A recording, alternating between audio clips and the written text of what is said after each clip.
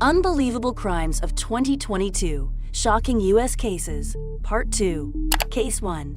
Idaho Murders, November 13. On November 13, 2022, 4 University of Idaho students, Kaylee Goncalves, 21, Madison Moten, 21, Xana Kernable, 20, and Ethan Chapin, 20, were found stabbed to death in their shared off-campus house in Moscow, Idaho. The brutal nature of the attack suggested that the victims were stabbed in their sleep. They were out that night and didn't return till about 2 a.m. A housemate heard noise that morning which she believed to be someone saying, "There's somebody here." This housemate opened her bedroom door several times, and on the second occasion at about 4:17 a.m., heard what sounded like crying from Kernoble's room and a male voice saying, "It's okay, I'm going to help you." A security camera only 50 feet away from one of the victims' room also picked up the sound of a thud, as well as a dog barking and a whimper. The housemate opened her door a third time and saw a man in black clothing and a masked walk past her out the sliding door.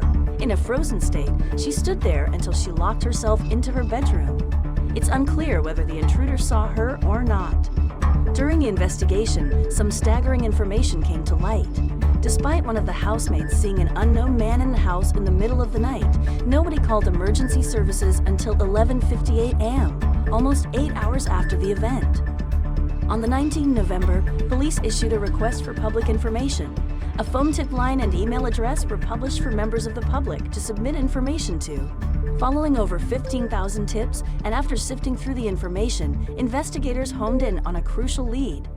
A white Hyundai Elantra was captured by cameras in the area during a massacre and was spotted traveling towards Pullman, Washington. It took more than 6 weeks for police to arrest a suspect when they finally managed to trace the owner of the car. The white Hyundai Elantra was eventually linked to Brian Koberger.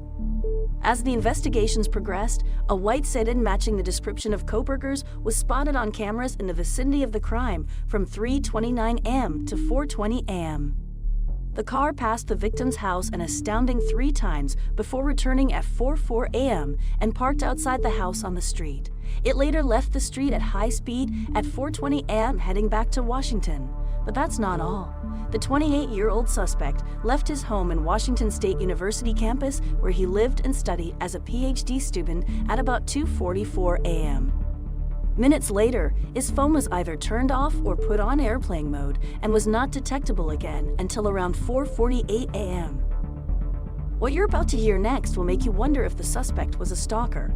Police evidence shows that on 12 occasions prior to the event between June and November 13th, Koberger's phone was traced to the location, suggesting he was stalking their home. Eventually, a pivotal moment occurred in the case. Investigators found a single piece of DNA evidence linking the culprit to the scene of the crime on a knife sheath. They were able to match this to DNA found on trash at the suspect's parents' home. The suspect was eventually arrested on the 30th December, but not before being monitored by police. Koberger's extensive background in psychology and criminal justice raised eyebrows during the investigation. He was found to have a higher level of knowledge on police investigative tactics, having completed a psychology degree as well as a BA and an MEA in criminal justice from DeSales University in Pennsylvania. In 2022, he was completing a PhD in criminology. Investigations into his online history show some chilling posts on a mental health forum. He felt no emotion and had a constant thought of suicide. It's also reported that he fell into a habit of heroin use. To top it off, Koberger had also applied for an internship at the Pullman Police Department in autumn 2022. Was he using his knowledge to outsmart the authorities during the investigation? It's unclear, as a motive for the murders has yet to be determined. He remains in jail without bail in the Lata County Jail in Moscow on charge of 4 counts of first-degree murder, along with felony murder, where he awaits trial. Case 2. Walmart shooting, Chesapeake, Virginia, 25th November 2022. On the night of November 25th, 2022, a Walmart store in Chesapeake, Virginia, became the scene of a horrific mass shooting. The unsuspecting night shift staff had gathered in the break room when a manager opened fire, killing 6 employees before taking his own life. The youngest victim, only 16 years old, remains unidentified for privacy reasons. The other victims were named as Randy Blevins, 70, Kelly Pyle, 52, Lorenzo Gamble, 43, Brian Pendleton, 38, and Tynica Johnson, 22. He literally just put the gun up and just started shooting aimlessly at anything and everything that was moving in the room. The sheer size of the store meant that many individuals were forced to hide in fear for their lives during the shooting. 4 injured victims were transported to local hospitals and survived the ordeal. In a chilling revelation, it was discovered that the store manager responsible for the Walmart shooting rampage was none other than Andrew Bing, the night shift manager. He had worked at the store since 2010. In a disturbing death note found on his phone, Bing had expressed deep frustration with his coworkers, claiming that he was constantly harassed and that they were conspiring against him. But what made matters worse was his claim that he was being led by Satan to commit this heinous attack. Bing's notes also repeatedly referenced God as he sought forgiveness for the atrocities he was about to commit. As the motive behind the shooting began to unravel, it became clear that Bing had carried out this brutal attack out of a twisted desire for revenge against those who had wronged him. In a particularly gruesome detail, it was revealed that Bing had taken specific aim at one coworker before storming into the break room and unleashing a barrage of gunfire at the other employees. And in a shocking display of depravity, he had even fired additional shots at some of his victims to ensure they were dead. The gun pointed at me. When he went like this, he put the gun up, and then he just looked at me and said, "Jesse, go home." In a shocking twist, it was discovered that Bing had a list of specific employees he was targeting during the shooting, which he carried with him during the rampage. What's more, the same list was found during a search of his home. Further investigation revealed that Bing had purchased his 9mm gun just hours before the shooting and had been practicing with shooting targets, which investigators found in his car. It was a legal purchase as Bing had no prior convictions. A staff member interviewed later revealed that Bing was known to be a problematic manager who had issues with his coworkers. He was considered a loner and described as hostile, aggressive, grumpy, and condescending. Despite the warning signs, nothing was done to address the concerning behavior of Andrew Bing, as numerous staff members had reported his threatening behavior to management. Even regional managers had launched an investigation into Bing's attitude at work in early 2020, interviewing staff members. Shockingly, no action was taken against Bing, and he remained in his role until the night of the mass shooting. As a result of this tragic incident, 3 Walmart employees have now filed lawsuits against the company, alleging that they were aware of Bing's worrying behavior and failed to take appropriate action to prevent the attack. Case 3. Club Key Shooting November 19, 2022. The night of November 19, 2022 will be remembered as a tragic one for the LGBT community. Club Q, a popular nightclub in Colorado, became the scene of a horrific mass shooting that claimed the lives of 5 innocent people and left 25 others injured. The shooter, Anderson Lee Aldrich, who was just 22 years old, stormed into the club armed with an AR-style rifle and a handgun, wearing a ballistic vest. For nearly 6 minutes, he unleashed a barrage of gunfire on patrons and employees before he was finally taken down by courageous clubgoers. The attack was clearly targeted at the LGBTQ community, sending shockwaves throughout the nation.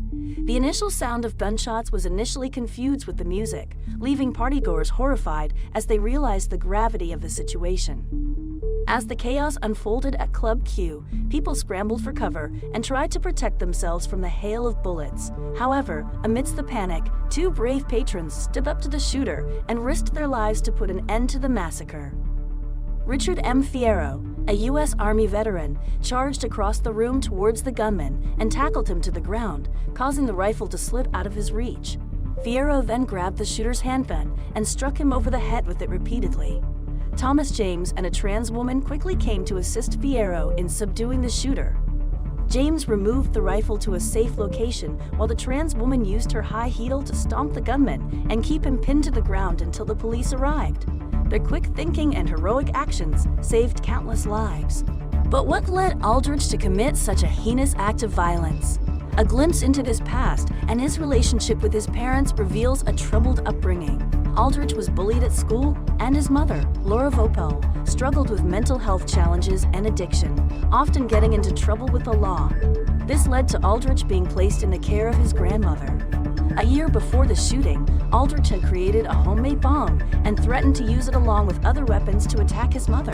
Despite his mother calling the police, no charges were filed, raising questions about how he was able to avoid prosecution and ultimately acquire the weapons used in the massacre. The father of the shooter is a man with a colorful past. Aaron Brink, a former porn star and MMA fighter, has had several run-ins with the law. He served time in prison for domestic battery and drug-related offenses and has spoken candidly about his struggles with meth addiction. Was there any history of mental illness with him, or when's the last time you saw him? My son, I hadn't seen him for years. I thought he committed suicide. His mother told me that he. I'll give you a history. I was a porn star. Okay, I became a porno star in 2002. And I combined it with a mixed martial arts career, and my ex was something that she took off my son. I hadn't seen him for years. Little did I get to see my son, I tried to give him, a father figure, whatever. I didn't know where his low whereabouts were. I found out recently that he did not kill himself in 2016.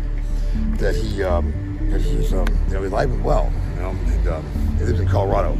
After his divorce from Aldrich's mother, Brink had little contact with his son. In a shocking twist, Brink claimed in an interview after the shooting that his ex-wife had told him their son had changed his name and committed suicide.